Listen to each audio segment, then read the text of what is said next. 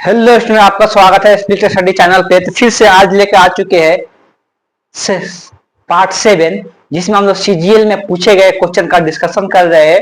और डिस्कशन इस प्रकार से किया जा रहा है कि आपका जो टाइम मैनेजमेंट है वो कंप्लीट हो।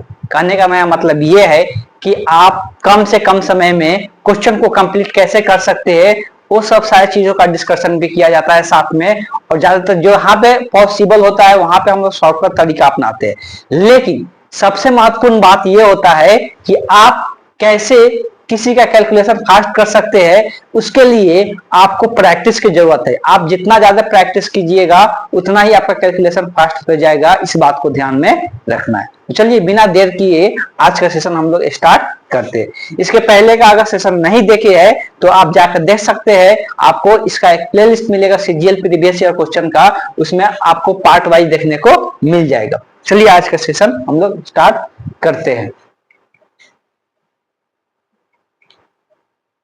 तो पहला क्वेश्चन है टेबल ऑफ कंटेंट। टेबल वाला जो क्वेश्चन देता है, डाटा इंटरप्रिटेशन का जो भी क्वेश्चन देता है, आपको ध्यान में ये रखना है कि आप जहां तक हो सके कम चीजें पढ़े। जहां जो जिसका इंपॉर्टेंट होगा वहीं पर पढ़ेंगे। सबसे पहला काम यही करना है कि आपको जो क्वेश्चन नीचे में पूछा जा रहा है वही सिर्फ पढ़े। अगर नहीं समझ में आए तभी जाके ऊपर का डाटा को पढ़ना है, और नहीं तो ऊपर का इंफॉर्मेशन पढ़ने की जरूरत नहीं है।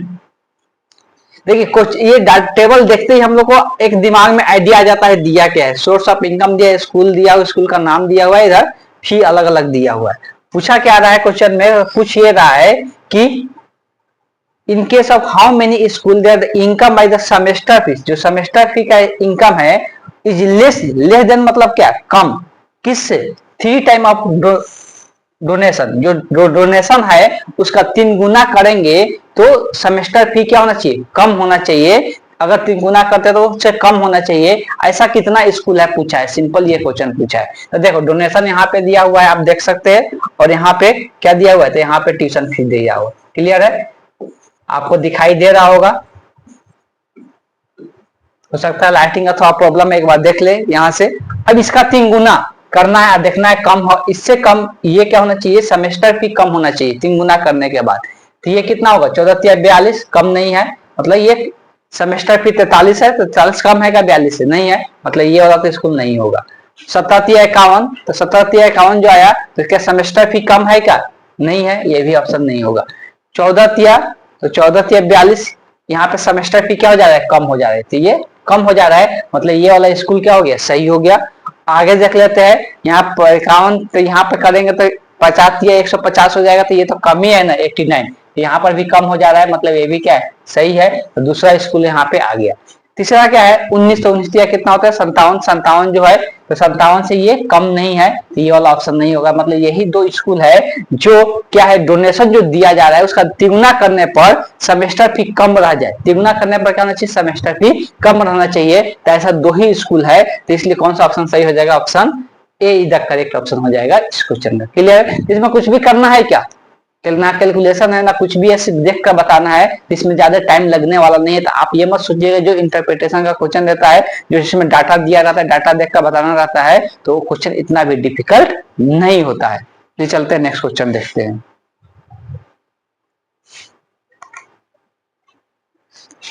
और भी यहाँ पे आज का सेशन में थोड़ा ज्यादा यही सब टाइप का क्वेश्चन देखने को मिलेगा। और यहाँ पर डायरेक्ट हम लोग नीचे पढ़ना शुरू करेंगे, ज्यादा हम लोग नहीं देखेंगे। यहाँ पर दिया हुआ यदि वर्ष 2021 से 2022 के दौरान क्रमशः कुल जो है इतना और इतना छात्र थे। 21 और 22 में छात्रों की कुल संख्या दिया हुआ है, 21 और 22 में छात्रों की कुल संख्या दिया हुआ है। तो 21 में था 1600, 22 में कितना, 18,000, 16,000, 18,000 दिया हुआ है। तो 2021 के सापेक्ष 2022 में स्कूल 4 में छात्रों की संख्या का अंतर बताना है। तो 2021 और 22 का जो छात्रों की संख्या का अंतर है उसको बताना है, 21 और 22 का। तो ये 2000 ये वाला बोल रहा है स्कूल 4 का जो छात्रों का संख्या का अंतर होगा वो बताना है। क्लियर है।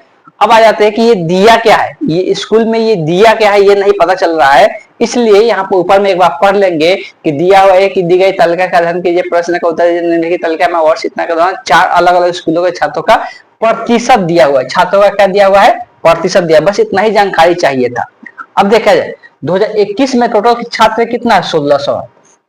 1600 है। हम किसका बात करें? स्कूल 4 का 2021 में, तो ये कितना प्रतिशत है? 23%। इसमें क्या हो जाएगा? गुने 23 हो जाएगा। फिर अंतर पूछा है तो हो सकता है जो 12 होगा उसमें से घटाना होगा।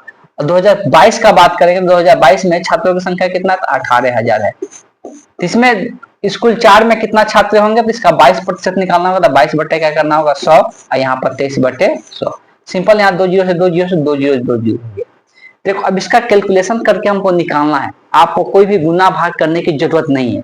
हमको पता करना है इसका दोनों का अंतर क्या होगा। देखिए अब ये नहीं पता है कि ये वाला 12 होगा कि ये वाला। अंतर का मतलब होता है कि जो 12 होगा उसी में से क्या करते हैं? छोटा वाला को घटाते हैं।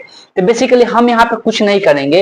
यहाँ पर भी एक जीरो दिख रहा है, एक जीरो दिख रहा है, तो अंतर हमेशा तो जीरो तो रहेगा। तो जीरो सारा ऑप्शन में है, तो जीरो को छोड़कर उसके बाद वाला दहाई अंक पे आ जाते हैं कि दहाई अंक क्या आने वाला है। तो यहाँ से देखिए इसका जब गुना होगा तो कितना होगा? 36 18 8 आएगा। इसका जब गुना होगा तो कितना आएगा? 8 गुना 16 6 आएगा। अब हमको इसमें से इसमें घटाना है। अब वो कौन सा 12 है हमको नहीं पता है। हमको 12 में छोटा, तो हो सकता है कि ये वाला 12 होगा तो इसमें से घटाएंगे, 8 में से 6 घटेगा, 2 बचेगा। दहाई अंक पर 2 कहीं पर दिख रहा है क्या? मतलब इसमें से ये नहीं घटेगा। मतलब क्या करना है? इसमें से इसको घटाना है। जब इसमें से इसको घटाना है तो 6 में से 8 तो घटेगा नहीं, तो 6 वाला क्या करता है? हासिल लेता है, तो 16 होगा। 16 में से 8 जाएगा, क्या बचेगा? 8। तो दहाई अंक एक ही में 8 दिख रहा है, तो यही ऑप्शन क्या हो जाएगा? करेक्ट ऑप्शन हो जाएगा। तो बाकी यहाँ पर कुछ भी कैलकुलेशन करने की जरूरत नहीं है। तो ये एक तरीका हुआ कि क्वेश्चन में हम कैसे कम समय में आंसर बता सकते हैं। तो ये सब बात आपको ध्यान में रखने की जरूरत है। चलिए चलते हैं, नेक्स्ट क्वेश्चन देखते हैं।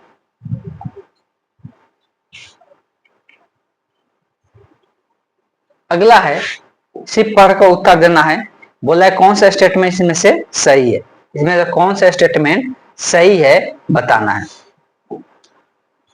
पहला दिया हुआ है जो हिंदी में कंफर्टेबल है हिंदी में पढ़ेंगे, जो इंग्लिश में कंफर्टेबल है इंग्लिश में पढ़ेंगे। क्लियर है? तो पहला दिया हुआ है कि अंतःकोणों का योग, त्रिभुज के बारे में कौन सा इंफॉर्मेशन सही है पूछा है। ठीक, तो अंतःकोणों का योग 180 डिग्री होता है, मतलब पहला ऑप्शन तो सही है।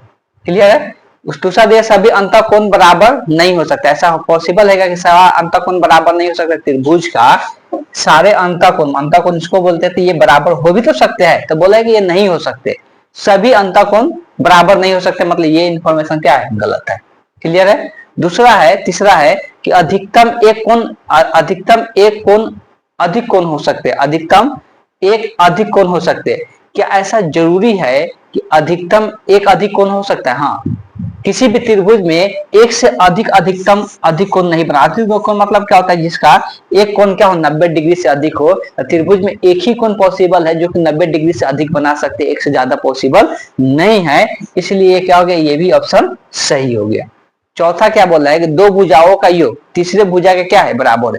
तो त्रिभुज में बताया जाता है कि अगर 3 भुजा है ए बी सी, तो कभी भी ये हमेशा 2 भुजा का योग तीसरा भुजा से क्या होता है? ज्यादा होता है। मतलब कोई भी 2 भुजा ले तो तीसरा भुजा से क्या होना चाहिए? ज्यादा होना चाहिए। कभी भी वो बराबर नहीं हो सकते हैं, ये त्रिभुज का नियम होता है। तो ये भी ऑप्शन क्या हो गया? गलत हो गया। तो 2 ही ऑप्शन सही हो रहा है, ए और सी। तो देख सकते हैं ए और सी किस में दिया हुआ है? तो ऑप्शन डी में दिया हुआ है। इस क्वेश्चन का जो करेक्ट ऑप्शन होगा option D the correct option हो जाएगा। क्लियर है? तो अभी तक जितना भी क्वेश्चन हम लोग देखे, किसी में कैलकुलेशन ज्यादा देखने को नहीं मिल रहा है, सिर्फ पढ़ का भी आंसर देखने को मिल रहा है। चलिए अब यहाँ पे दिया हुआ है कि एक पाइप किसी टैंक को दूसरे पाइप के से 4 गुना तेजी से भर रहा है। एक टैंक है जिसमें 2 पाइप लगा हुआ है, दोनों भर रहा है, लेकिन एक 4 गुना अधिक तेजी से भर रहा है। मतलब उसका क्या दिया हुआ है? उसका हम लोग बोल सकते क्षमता दिया हुआ है। क्षमता जब दिया हुआ है, फिर से दिया हुआ है कार्य क्षमता जब दिया हुआ है, तो 2 पाइप है तो एक को ए मान लेते, एक को बी मान लेते। एक को ए मान लेते, एक को बी मान लेते। एक का क्षमता 1 है, तो एक का दूसरे का क्षमता क्या होगा? 4 गुना। मतलब एक का 1 है तो दूसरे का 4 गुना का मतलब क्या? 4 होगा। एक का क्षमता 1 होगा, दूसरे का 4 होगा। अब यहाँ पे ये दोनों मिलकर जो कार्य किया जाता है वो कुल्य कार्य होता है। अब कुल्य कार्य निकालने का तरीका क्या होता है? जब दोनों का अलग अलग दिया रहता है कि वो कितने मिनट में कुछ कार्य काम को कर रहे हैं, तो उसी को क्या करते हैं? एलसीएम निकालते तो कुल्य कार्य निकलता है। लेकिन यहाँ पर अलग अलग दिया नहीं है कि दोनों कितना कितना समय लगा रहे हैं टंकी को भरने में। ये दिया हुआ है कि दोनों मिलकर कितने मिनट में भर रहे हैं?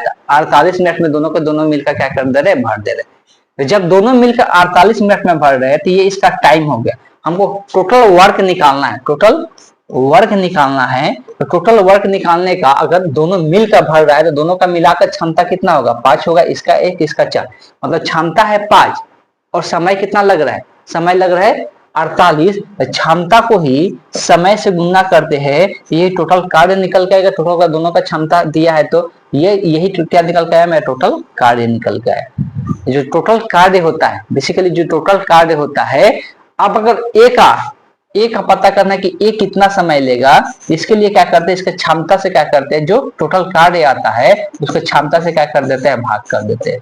अगर यही हमको क्वेश्चन पूछता है बी का कितना समय लगेगा, तो बी के क्षमता से उसको क्या करते हैं, भाग कर देते हैं। तो ये ए का समय हो जाता है, ये बी का समय हो जाता है। हमको ए का ही चाहिए। बोला है कि जो धीमा गति था, धीमा गति कौन है, जिसका क्षमता कम होता है वही धीमा गति का होता है। ये धीमा गति का है, तो बेसिकली हमको ए का ही निकालना था, 1 से भाग करना है। 1 से भाग करना मतलब उतना ही रह जाएगा। अब इसको पूरा सॉल्व करने की भी जरूरत नहीं, हमको पता है कि इकाई अंक सिर्फ देख लो, 4 8 25 40 होता है। इकाई अंक में क्या आएगा, 0 आएगा, और 0 एक ही ऑप्शन में दिख रहा है, ऑप्शन सी में दिख रहा है। सिंपल हम यही बोलना चाहेंगे कि जिसमें जो आसान लगे, आपको लगे कि यहाँ पे टाइम बचा सकते हैं तो वहां पे टाइम खर्च करने की जरूरत नहीं है, वहां पे टाइम बचाना है। इसको पूरा गुना करके लिखने की कोशिश नहीं करना है, ये सब लॉजिक यूज करना है आपको एग्जाम में, तो वहां से आपको टाइम बचेगा। तो इस क्वेश्चन का जो करेक्ट, अब टाइम ऑन वर्क अच्छे से जिनको नहीं आता है, ऑब्वियस है कि ये चीजें समझ में नहीं आता। मेरा चैप्टर वाइज भी चल रहा है मैथ का सेशन, जिसमें अभी हम लोग 2 चैप्टर कंप्लीट किए हैं, नंबर सिस्टम का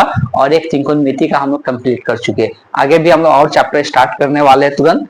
चलिए चलते हैं, नेक्स्ट क्वेश्चन देखते हैं।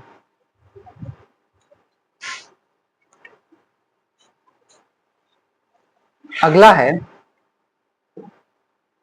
कि एक नंबर है जो कि एक संख्या जिसका पांचवा भाग क्या है, 5 से बढ़ाने पर उसके, अच्छा हिंदी में थोड़ा कोई क्वेश्चन गलत लिखा गया है।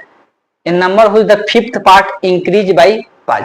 किसी नंबर का फिफ्थ पार्ट का मतलब क्या है, कोई अगर नंबर मान लेते हैं कि x है, तो x का फिफ्थ पार्ट का मतलब होता है x/5, ये इसका पांचवा भाग है, ठीक है। और बोला है कि ये इंक्रीज कर रहा है कितना से, मतलब इसमें क्या कर रहे हैं, 5 जोड़ देते हैं, तो ये इंक्रीज किया बाद से, तो इक्वल टू, ये बराबर होगा it's third part. It's third part मतलब जो नंबर है उसका थर्ड पार्ट, नंबर का थर्ड पार्ट का मतलब क्या हो गया, तो x/3। इसमें अगर कितना का 7 का कमी करते हैं, डिक्रीज बाई 7, इसमें 7 का कमी करते हैं, तो ये दोनों एक दूसरे के क्या है, बराबर है। बोला है ये एक दूसरे के क्या है, बराबर है।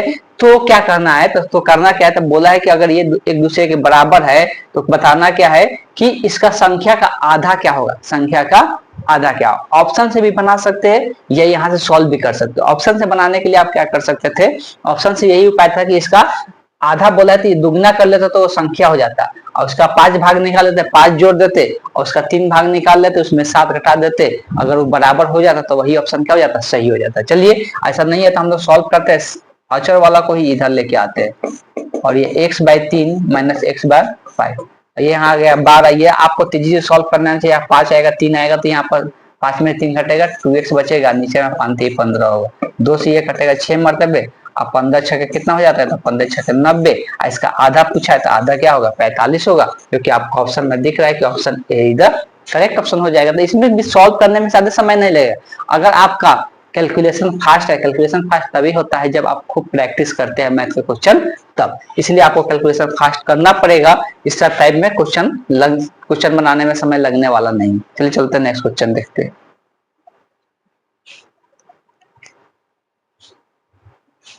अगला है एक शंकु है जिसका कुल पृष्ठीय क्षेत्रफल क्या होगा, वक्र पृष्ठीय क्षेत्रफल अगर दिया हुआ है तो त्रिज्या 7 सेंटीमीटर दिया। देखिए इस क्वेश्चन में बहुत सिंपल सा चीज पूछा है। एक शंकु क्या है, शंकु है, शंकु का वक्र पृष्ठ क्षेत्रफल बोला है, तो वक्र पृष्ठ क्षेत्रफल शंकु का कौन होता है, तो यही वाला जो ऊपर वाला भाग होता है, जिसको हम लोग वक्र पृष्ठीय क्षेत्रफल कहते हैं शंकु का। क्लियर है, इसको हम लोग वक्र पृष्ठीय क्षेत्रफल कहते हैं। तो ये हमारा वक्र पृष्ठीय क्षेत्रफल हो गया।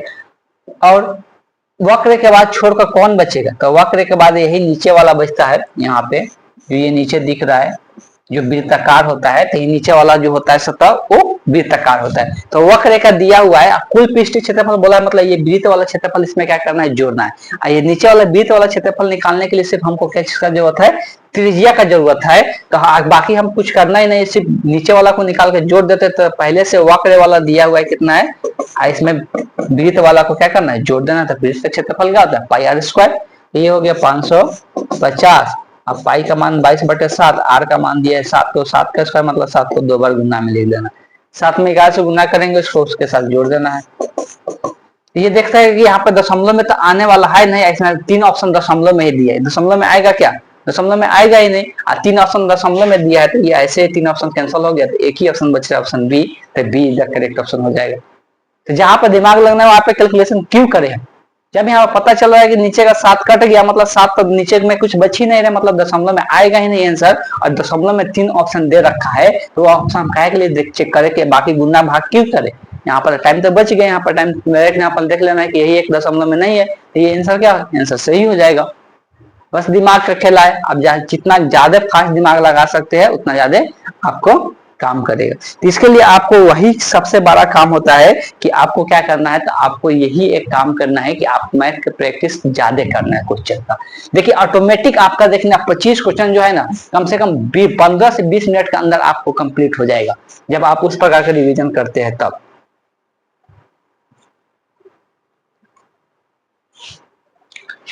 अगला क्वेश्चन दिया हुआ है। अब इसमें देखिए दिया गया ये थोड़ा क्वेश्चन है थोड़ा सा डिफिकल्ट टाइप का, ये आसान नहीं है ये, लेकिन समझना थोड़ा मुश्किल होता है बच्चे लोगों के लिए। 25% से 2 क्रमिक प्रतिशत में कमी किया जा रहा है। एक बार फिर 25% से 2 बार 25% कमी करके फिर से 25% कमी कर रहे, और फिर क्या कर रहे, 25% की 2 क्रमिक प्रतिशत की वृद्धि कर रहे। तो इस प्रकार का क्या होगा कि ये दोनों में बोला है कि जो वृद्धि कर रहे, जो क्रमिक प्रतिशत की वृद्धि से कितने प्रतिशत की कम होगा, मतलब इसका कितना प्रतिशत कम होगा वो आंसर निकालना है। दोनों में अंतर जो आएगा और किसके तुलना में, तो ये जो वृद्धि कर है उसके तुलना में निकालना, तो ये क्या होगा, नीचे में होगा। इस बात को ध्यान में रखना। एक बार लिखने जा रहे थोड़ा सा ध्यान समझना। सबसे पहले जो कमी हो रहा है, कमी को निकालते हैं। कोई एक संख्या मान लेते हैं जिससे निकालने में आसानी हो। देखो 25% है, कमी हो या वृद्धि हो, 75 क्या आएगा, नीचे में 100 आएगा, मतलब ये 3/4 होगा। अब बढ़ेगा तब 5/4 होगा, मतलब 4 2 बार क्रमिक छूट है, मतलब 2 बार छूट देना है, तो 2 बार कैंसल आउट होगा। इसीलिए हम क्या करते हैं, 16 कोई संख्या ले लेते हैं, इसी पर सब निकल जाएगा। एक 16 हम मान लिए, कुछ भी मान सकते हैं जो कटने वाला है। तो 2 बार नीचे में 4 आएगा, तो एक बार में 4 4 16, फिर एक 4 से एक 4 कट जाएगा, तो उससे क्या होगा, आसानी से बन जाएगा। अब यहाँ पे आते हैं, 16 हम संख्या मान लिए, 2 बार 25% डिस्काउंट करना है। छूट मतलब डिस्काउंट होता है, तो 100 में 25 का डिस्काउंट मतलब 75 बजे क्या होगा, 100 होगा। 75 क्या होगा, 100 होगा। ये आपको डायरेक्ट लिखने आना चाहिए। और सबसे पहले काट के लिख ले, ये 3/4 होगा, ये 3/4 होगा। तो 4 चौका 16, ये कट गया ना, तो बचेगा 3 तरीके 9। तो ये 9 आ गया। बेसिकली यहाँ पे छूट कितने का दिया गया, ये तो हो गया कि ये हो गया कि क्या, ये हमारा जो निकल के आया, ध्यान समझिएगा जो हम बोल रहे हैं, ये जो हमारा जो निकल के आया, ये बता रहा है कि ये छूट देने के बाद कितना रुपए हो गया। छूट देने के बाद 9 रुपए हो रहा है 16 से, लेकिन छूट मिला कितना, तो 16 माइनस 9 करेंगे तो कितना का छूट मिला, 7 रुपए का। यहाँ पे 7 रुपए का छूट मिल गया। क्लियर है। अब देखते हैं वृद्धि कितना हो रहा है। अब वृद्धि कितना हो रहा है, तो 16 का वृद्धि कराएंगे तो 25% वृद्धि का मतलब क्या, 125/100। 100 में 25 का वृद्धि मतलब 125, और 2 बार हो रहा है तो 125/100। ये कट के क्या लिखाएगा, ये लिखाएगा 5/5, हाँ 5/100, 5/4 गुने 5/4 कटेगा ना 25 से, ये 4 चौका 16 कट गया, ये 25 आ गया। था कितना, 16। अब हो कितना गया, 25 का। कितना का वृद्धि हुआ, इसमें जो वृद्धि निकला 25 माइनस 16, ये कितना का, 9 का। अब ये आ गया दशमलव में, ये वृद्धि हुआ 9 का, और ये कमी हो रहा है कितने का, 7 का। अब यही बोल रहा है कि ये जो 7 का, जो 7 आया, ये 9 का लिखा है ना, कि क्रमिक छूट के बाद कितने प्रतिशत में कमी आया, मतलब ये जो प्रतिशत में जो वृद्धि हुआ उसके कितना प्रतिशत, यहाँ पर 1% निकालना है मान लेते हैं। तो ये 9 आएगा इधर भाग में। आप प्रतिशत निकालने के लिए हमेशा क्या करते हैं, 100 से गुना करते हैं। ये डायरेक्ट ऐसे भी निकाले, या मतलब क्या है कि हमको पता है कि ये दोनों में कितने का कितने का अंतर आ रहा है यही बताना था। अंतर कितने का है? 2 का।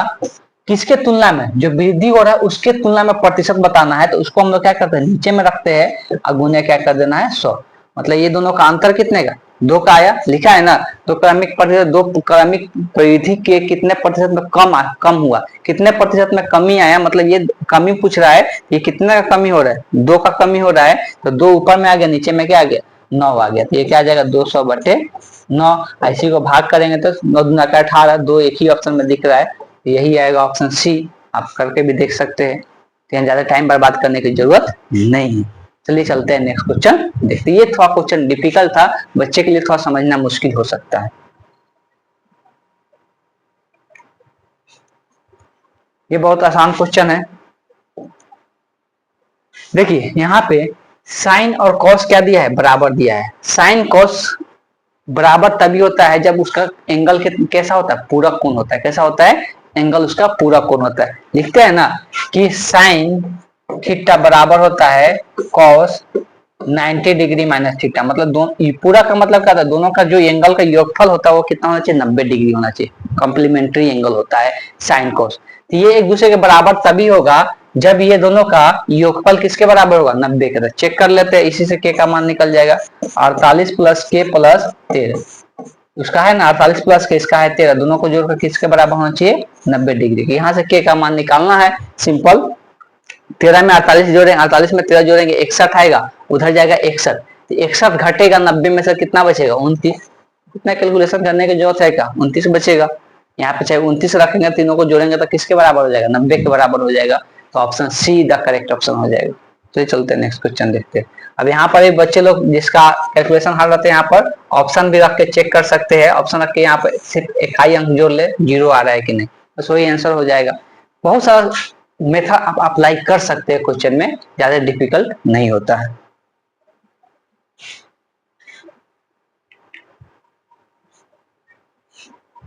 आगे दिया हुआ है,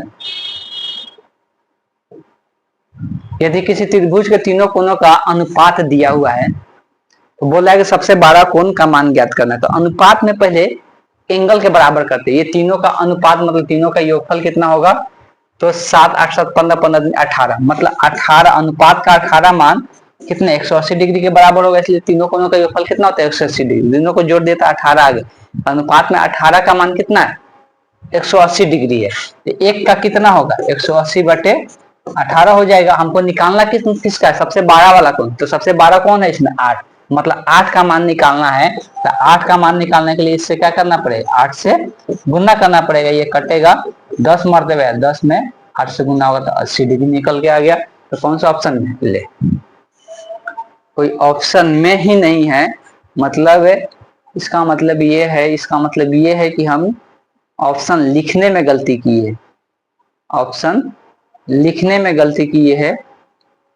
ठीक, तो यहाँ पर शायद ये हो सकता है, यहाँ पे ये दिया होगा 80 डिग्री, ये 80 डिग्री ही आएगा और दूसरा कोई इसका मान नहीं आएगा। कोई तरह से सही है, कोई गलत नहीं है। 8 7 15 15 दिन 18 था, 18 आएगा, 18 से भाग करेंगे 10 बचे। हाँ ठीक है, कोई दिक्कत नहीं है, 80 डिग्री ही आंसर होगा। बहुत आसान क्वेश्चन दिया हुआ था। चलिए चलते हैं नेक्स्ट क्वेश्चन देखते हैं।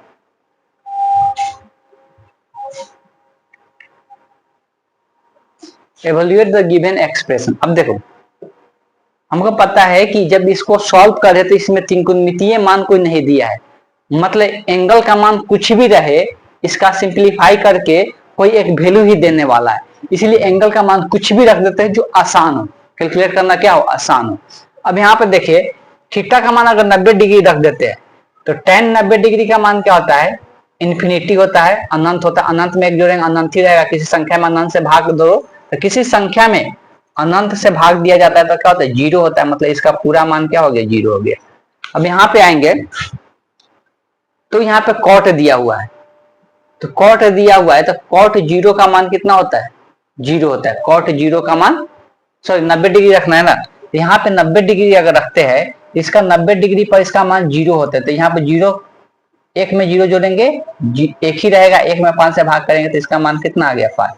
cos 90 तो 0 होता है, तो ये भी 0 हो गया। तब बचा क्या, तीनों को जोड़ देना है तो 5 ही बच रहा है। तो ऑप्शन क्या हो गया, सी हो गया। कुछ भी नहीं करना है, सिंप्लीफिकेशन वगैरह कुछ भी नहीं करना है। और ये वही बच्चे कर पाएंगे जिनका आपका रिवीजन अगर अच्छा हुआ है तो इस प्रकार क्वेश्चन देखते ही आप आंसर बताइएगा, मात्र 2 से 3 सेकंडों में आंसर आप इसमें से निकाल के आ जाइएगा। चलिए चलते हैं नेक्स्ट क्वेश्चन देखते हैं।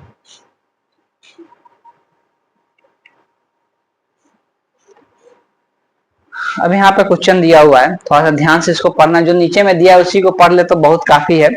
दिया हुआ है यहाँ पर, लिख भी दिया हुआ है, देखिए 4 साल का बात किया जा रहा है। ये है 2018 का दिया है, 2019 का दिया हुआ है, 2020 का दिया हुआ है, 2021 का दिया हुआ है और ये 2022 का दिया हुआ है डाटा, ठीक है। और 4 कंपनी का नाम, अलग अलग जगहों का नाम दिया हुआ है, दिल्ली, दूसरा है चेन्नई, तीसरा है मुंबई, चौथा है कोलकाता। क्लियर है। अब पूछा क्या है, बेसिकली पूछा ये है कि 2019 से 2022 की अवधि, मतलब 2018 को छोड़ दिए, 2019 से 2022 की अवधि के दौरान दिल्ली और कोलकाता में औसत उत्पादन के बीच का अनुपात निकालना है। दिल्ली और जो कोलकाता है उसका औसत मान निकालना है, उत्पादन जो हुआ है, और उसका क्या करना है, अनुपात निकालना है। तो देखिए दिल्ली कहाँ पे है, तो दिल्ली शुरू वाला को बोला जाए, जो आपको ब्लू कलर में दिख रहा होगा वही वाला क्या है, दिल्ली है। दिल्ली में सबका मान जोड़ के औसत निकालना है। औसत का मतलब होता है 4 से भाग करना। क्लियर है। अब आ जाते हैं, 18 को छोड़ देना है, तो यहाँ पे देखिए कितना है, 600 है। यहाँ पे कितना है, 600, तो ये 600 हो गया। और यहाँ पे देखेंगे 450, तो ये 450 है, 450 ध्यान में रखिएगा और जोड़ना फास्ट होगा आपको। ये 600 लिख देते हैं पहले, यहाँ पे 600 प्लस ये कितना है 450, तो इसको 450 लिख दिए। और ये कितना है, तो 350 होगा, 300 और 400 के बीच में है तो 350 हो गया। प्लस में उसको अगर देखेंगे तो वो कितना है, तो वो 800 है, तो प्लस 800 हो गया। अब यहाँ पर सिंपल है कि 800 और 800 और 600 कितना हो जाएगा, 1400 हो जाएगा। और ये 450 और ये 350 दोनों मिलकर कितना बनेगा, 800। तो 1400 800 कितना हो जाएगा, तो 2200 हो जाएगा। कितना हो जाएगा, 2200। इसका क्या निकालना है, औसत, मतलब 4 से क्या कर देंगे, 4 साल का है ना, 4 से क्या कर देंगे, 4 से भाग कर देंगे। क्लियर है। उसी प्रकार से हमको कोलकाता का निकालना है। कोलकाता वाला ये अंत वाला जो दिख रहा है वो कोलकाता का है। पहला वाला यहाँ पे छोड़ के चलना, 2018 2019 से देखना है, ठीक। तो यहाँ पे कितना है, यहाँ पे है 500, तो इसको पहले लिख देते हैं 500 प्लस दूसरा यहाँ पर कितना है, तो दूसरा है 400, तो प्लस में हो गया 400। उसके बाद कितना है, तो यहाँ पर देख सकते हैं ये 250 है, यहाँ पर हो गया 250। उसके बाद कितना है, तो वहां पर देख सकते हैं ये 650 है, ठीक, 650, हाँ 650 है, तो ये 650 है। अब जोड़ना है 500 400 900, ये दोनों को साथ में जोड़ेंगे तो 7 7 2 9 9 9 1800, तो ये कितना आ गया, 1800। ये भी 4 साल का था। औसत निकालने के लिए क्या करेंगे, 4 से भाग कर देंगे। अब इसी का अनुपात पूछा है, तो अनुपात में तो नीचे नीचे का 4 कट जाएगा, ये 2200 बटे क्या हो जाएगा 1800, 2 जीरो से 2 जीरो कटा, यहाँ पर 2 से कटेगा 11 और ये 9, यही होगा ना। तो 9:11 आपको ऑप्शन डी में दिख रहा है। इस क्वेश्चन का जो करेक्ट ऑप्शन होगा ऑप्शन डी द करेक्ट। तो यहाँ पे अभी कैलकुलेशन दिया हुआ है, लेकिन इतना ज्यादा डिफिकल्ट कैलकुलेशन नहीं दिया है कि आप 1 मिनट से ज्यादा लगा सकते हैं। 1 से 1.25 मिनट लगेगा, आप निकाल लेंगे। तो यहाँ ज्यादा डिफिकल्ट भी कैलकुलेशन नहीं दिया है। अब यहाँ पे आप क्या कर सकते हैं, इतना लिखने की जरूरत नहीं है, आप यहाँ पर डायरेक्ट जोड़ सकते थे।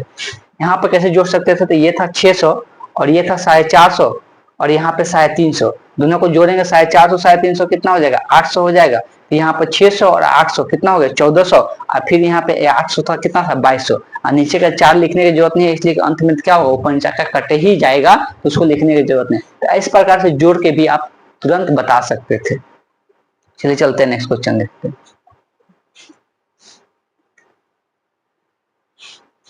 आगे भी टेबल वाला ही क्वेश्चन है और ये आज का लास्ट क्वेश्चन है।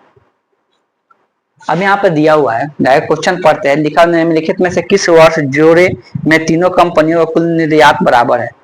बोला है कि 3 कंपनी, कंपनी लिखा भी है PQR, निर्वात दिया हुआ है 2017 का, 2018 का, 2019 का, 2020 का, 2021 का। तो ऐसा कौन कौन सा वर्ष है जिसमें कुल निर्यात जो हुआ है, जो कुल निर्यात हुआ है, एक्सपोर्ट हुआ है, निर्यात मतलब भेजना होता है कहीं पर, तो जो भेजा गया है कंपनी के द्वारा दूसरे देशों में, तो टोटल किसका बराबर है पूछा है, तीनों साल का मिलाकर। अब देखिए इसको और इसको सबको थोड़ा सा ध्यान से देखना है, आंसर ऐसे ही आप बता देंगे, सबको ध्यान से देखना है, ज्यादा यहाँ पे सोचना नहीं है। अब यहाँ पे देखिए ये सब कम कम दिख रहा है, आइए इसमें कोई रिलेशन दिख रहेगा, ये सब कम कम है तो ये उसके कभी बराबर नहीं हो सकता। हाँ ये दोनों का चांसेस बन रहा था कि बराबर हो जाए, लेकिन दिख रहा है कि ये दोनों तो बराबर है और तीसरा बराबर नहीं है, मतलब ये दोनों तो आपस में बराबर होगा ना, ये कम कम है। बाकी ये 3 से तुलना कर सकते हैं। यहाँ पर कितना आ रहा है 4 3 7 7 2 9, मतलब यहाँ पे आ रहा है 9000 और ये 3 3 के 9 9000, मतलब ये दोनों तो बराबर हो गए। और कोई बराबर होगा क्या? यहाँ पर कितना है 3 3 9 और 9 4 10, तो ये तो बराबर हो नहीं रहे, तो यही दोनों बराबर हो रहे हैं 18 और 20। तो कहाँ पे दिख रहा है 18 और 20? तो ऑप्शन डी में दिख रहा है। इस क्वेश्चन का जो करेक्ट ऑप्शन होगा option D the correct option होगा। तो आपको इस प्रकार के क्वेश्चन को सॉल्व करने का तरीका को समझना होगा, ना कि इतना बड़ा क्वेश्चन देख के आपने ये नहीं समझना है कि ऐसा इतना बड़ा क्वेश्चन कैसे कम समय में बनाए। आप सिर्फ चैनल पे जुड़े रहिए, तब देखिए आपके पर कैसे चेंज आता है। आपको 15 से 20 दिनों में लगेगा कि अब मेरे से जो कैलकुलेशन पहले अधिक टाइम लगता था, अब वो कैलकुलेशन बहुत फास्ट हो चुका है। बस अब तक कि आप कॉपी पेन जरूर यूज करें और अपने से कैलकुलेशन बहुत सारे क्वेश्चन बनाने की कोशिश करें। आते हुए क्वेश्चन को भी बनाना है, इसलिए उसको क्या करना है, कैलकुलेशन फास्ट करना है। आते हुए क्वेश्चन को ऐसा नहीं सोचना कि आ रहा है तो हम नहीं बनाए, इसलिए कि बहुत बच्चे हैं जो इतना सारा क्वेश्चन जो पूछा जाता है कोई भी बच्चे लगभग बता सकते हैं आंसर, लेकिन समय में इसमें देखना जाता है कौन कम समय में बता पाता है। चलिए आज के सेशन को यहीं पे एंड करेंगे। अगर वीडियो पसंद आएगा तो वीडियो को शेयर करें और चैनल को सब्सक्राइब करें, साथ साथ बेल नोटिफिकेशन को भी ऑन कर ले कि नए वीडियो का अपडेट मिलते रहे। Thank you.